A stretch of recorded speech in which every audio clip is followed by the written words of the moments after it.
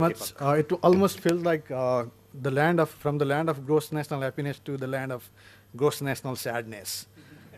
This is the story of Nepal for the past 8 years or so. We have been trying to draft a constitution. So this is the second attempt at writing a constitution, and the deadline is next year January, and we are not sure, whether we would be able to, our leaders would be able to deliver that. So. Yesterday, a little anecdote. Our friend from Bangladesh was showing a survey on how school children there perceive South Asian countries. And interestingly, Nepal was perceived as Himalayas. And I'm not surprised because, Westerners and, all over the world, Nepal is often, equals to Himalayas and Mount Everest and all that.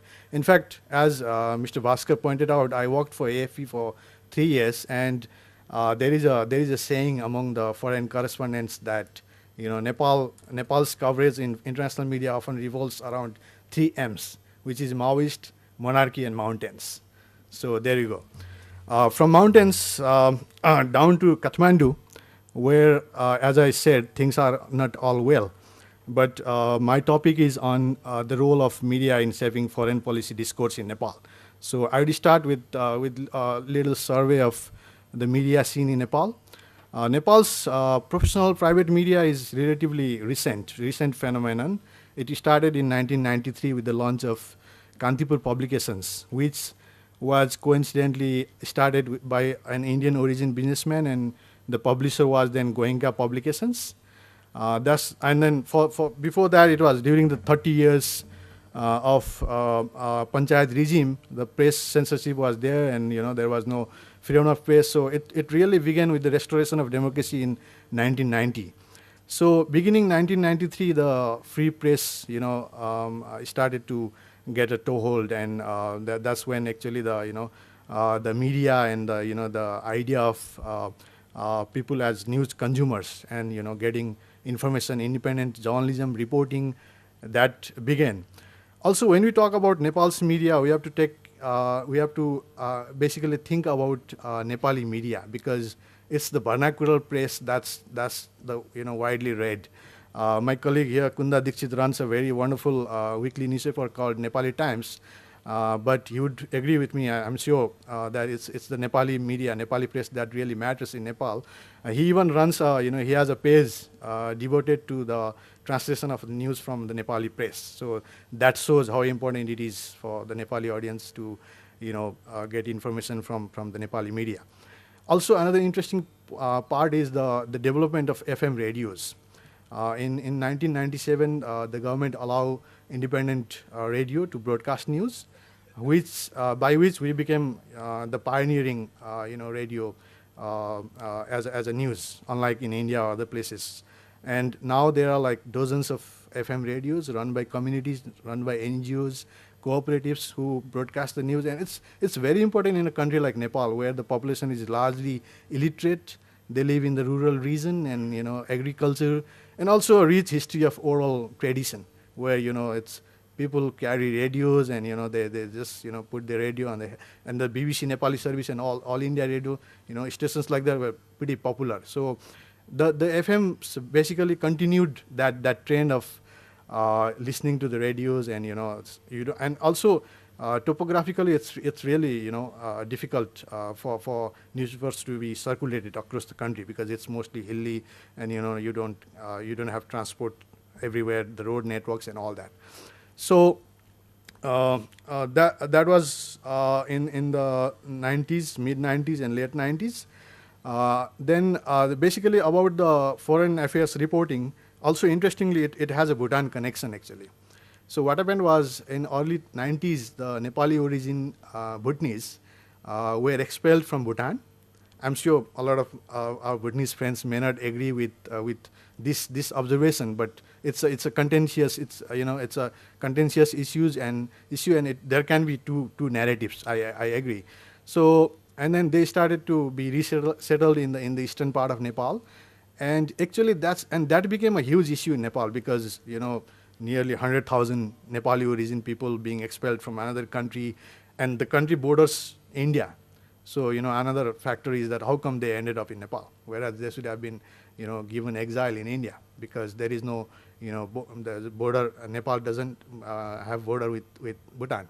So they came and they were settled in eastern part of Nepal, and that's when actually the private media, which had just flourished, they started sending reporters to cover that, and they began filing stories about the plight of refugees to the to the readers, and then that gradually evolved into what we called foreign affairs beat, because in a way it was also a bilateral or even trilateral issue, the Bhutanese refugee problem. So those reporters who reported on Bhutanese refugees, they started covering the foreign affairs, and it gradually then, so by early 2000 we could say they started covering foreign affairs beat.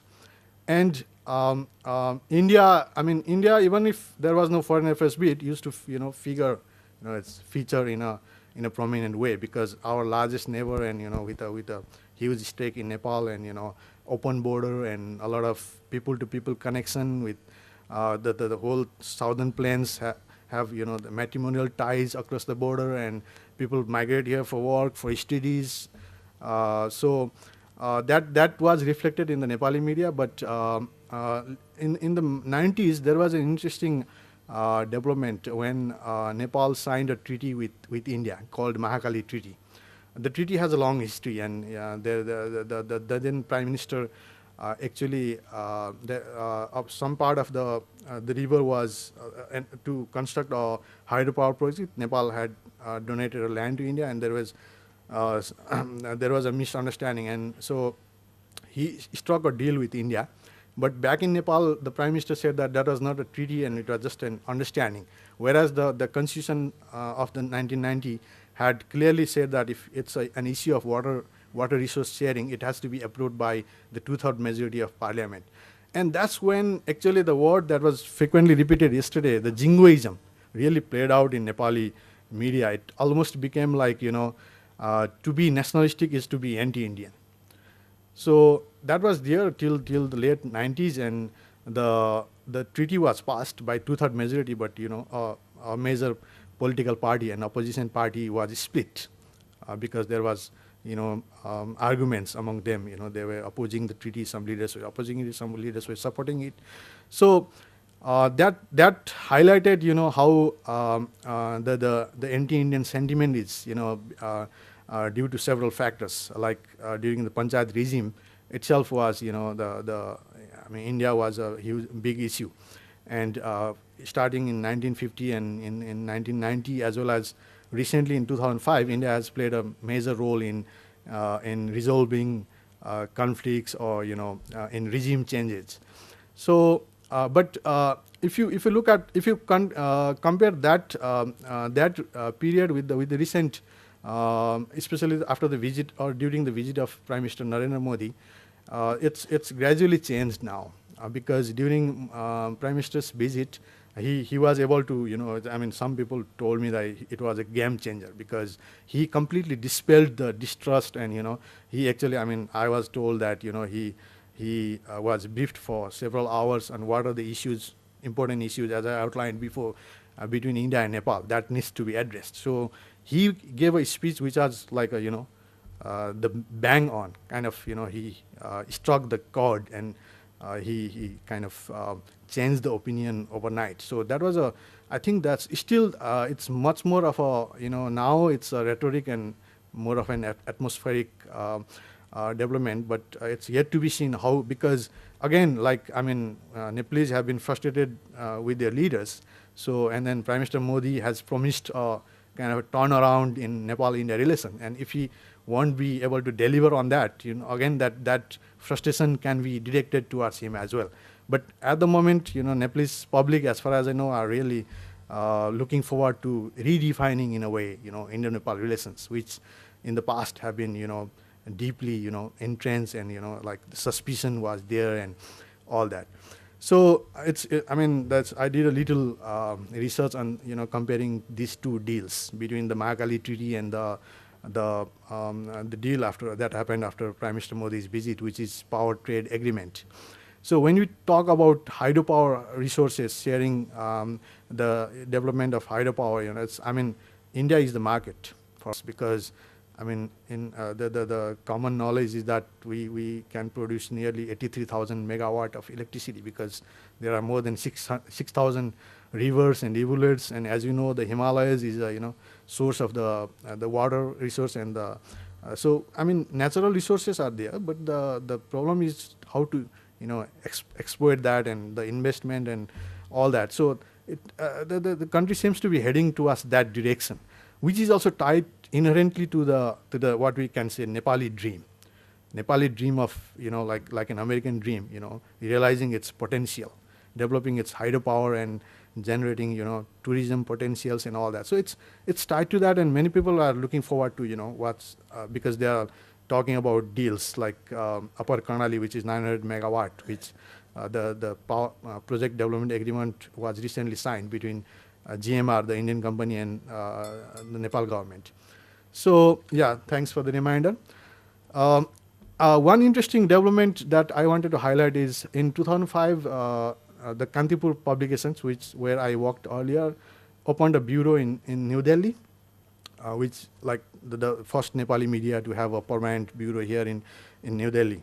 And I think that was an important step, because in order to dispel the distrust and to report from here. So there is a man here in New Delhi who reports to his newspaper, and there's a lot of reporting has been done from here, and they were really senior journalists with well trained and educated. So they have been instrumental in promoting the notion of good relationships and all that.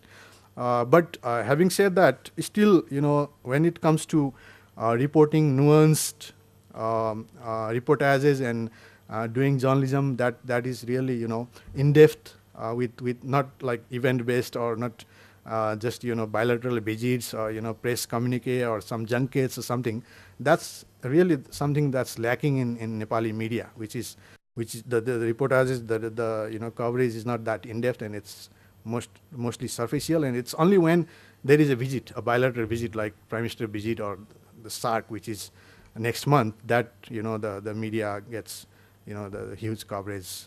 So I'd like to end with this, and I'd welcome your questions. And at the end, I'd like to thank IDSA for this opportunity and hosting me here, and I look forward to more exchanges and interaction in future. Thank you.